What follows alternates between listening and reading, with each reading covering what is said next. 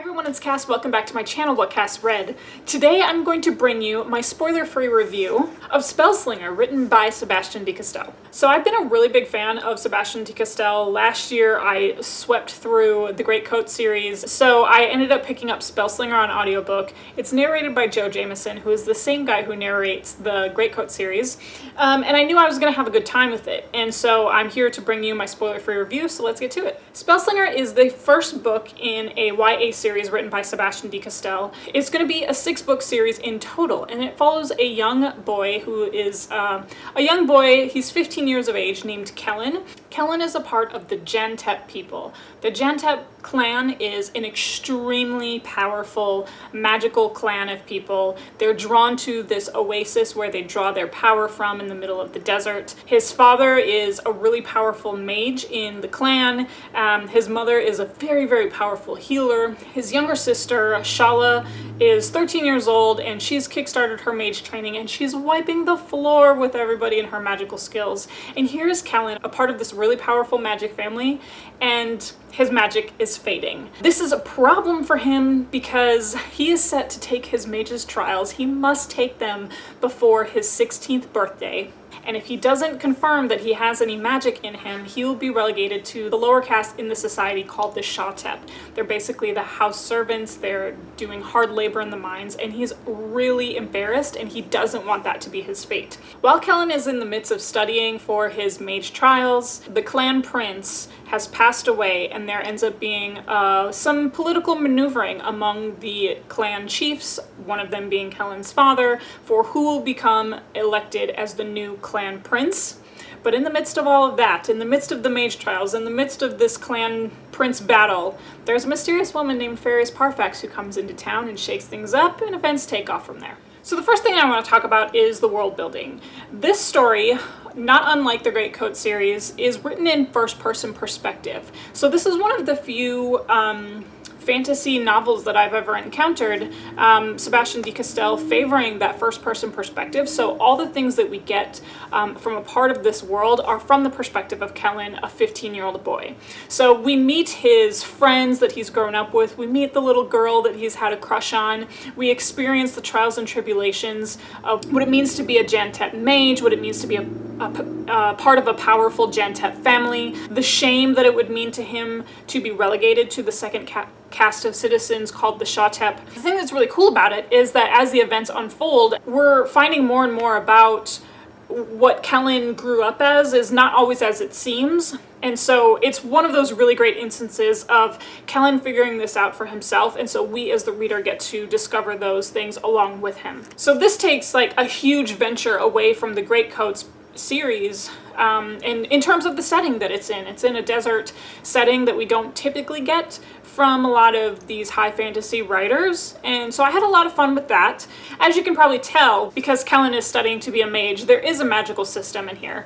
The magic system is pretty cool. There's different elemental magics that each of the people within the n.e.w.t.s tribe draw upon, and they are tattooed with these magical bands, each with a different metal, and once their magic ignites within themselves, their bands spark. And so it's a visual representation to the rest of the tribe, the rest of the clan, what their powers are. So he's got some friends who have sparked their bands already, and Kellan is just desperately trying to spark any single band that he can. The magic is also used with symbols, hand symbols, somatic shapes that they make with their hands, as well as verbal incantations. Then Kellan is describing to us in pretty great detail of the somatic shapes that he's trying to form and how the magic must be brought up within himself. He has to really focus his mind, and so from hearing his inner thoughts and hearing how he's trying to form all of this magic, we get a pretty intimate look at how someone like him would try and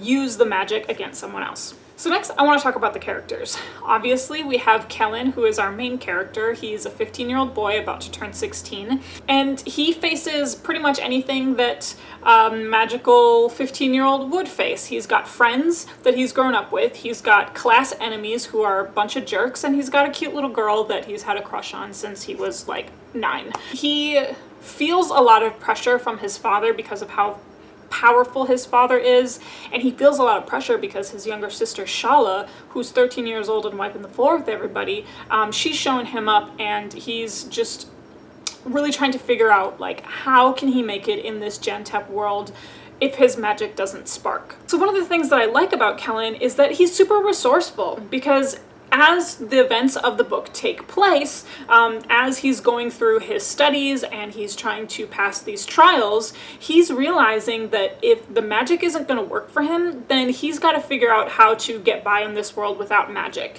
Where everybody else in the tribe tends to rely so heavily on magic, he understands that, like, hey, if I can't make this happen, what else can I do? Since this is all told from a first-person perspective, everybody else is pretty much side characters. They're not as main to the action as Kellan is to us, but the next main character that I would really talk about would be Farius Parfax.